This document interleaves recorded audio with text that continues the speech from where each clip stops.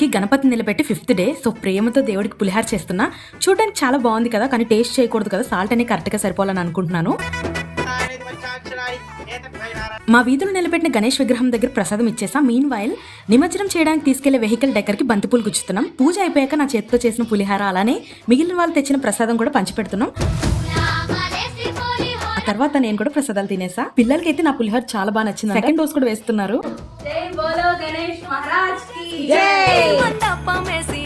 అబ్బా ఏదోలా ఉంది, కానీ మళ్ళీ నెక్స్ట్ ఇయర్ గణపతి వచ్చేస్తారు కదా, so no worries. Around 3 PM ఆ టైంకి మా స్ట్రీట్ గణపతి నిమజ్జనం జాతరకి వచ్చేసాం.